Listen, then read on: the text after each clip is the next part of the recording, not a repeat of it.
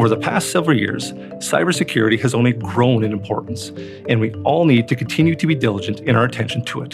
To start, we must acknowledge that technology is an important enabler in our businesses. The challenge is to embrace this enablement while also managing the risk it represents. Because of this, there will always be an exercise to evaluate costs, benefits, and risks with any new process, system, or tool. The result will often be a layering of security that optimizes risk reduction while also ensuring business processes are enabled. We like to use a house analogy. Your home security is comprised of various layers of controls.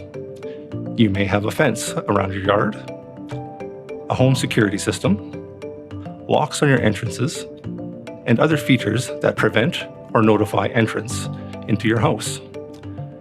And within the house, you may have additional layers of security, like locks on doors to specific rooms, locking cabinets, or even safes or vaults. We can also apply the same layering concept to how we approach cybersecurity. In our talk today, we will cover 4 main cybersecurity topics, the layering of cybersecurity, if you will. First, what are we seeing in the cyber threat environment? Is it real? And if yes, what are the threats? Second, how can we protect ourselves? What are the options?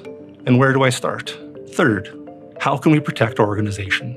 What can I do to help the rest of the organization? And fourth, where can we find additional information and help? What resources are available to me? So first, let's talk about what we are seeing in the cyber threat environment. At FCC, we do extensive monitoring for events and take proactive or responsive actions at all times. In the external environment, we are seeing an increase in activity by malicious actors. These range from state-sponsored attacks to individual cybercriminals, to hacktivist groups, to insider threats, and more. In the food sector, we saw a lot of media coverage on the cyber attacks that befell Maple Leaf Foods and Sobeys Incorporated. Both organizations were impacted by ransomware attacks. These attacks resulted in operational impacts such as the inability to dispense medication through their in-store pharmacies, or the inability to fulfill customer orders.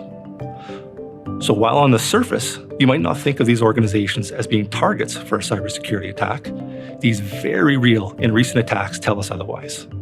These are great examples of the kinds of impacts we want to protect our organizations from.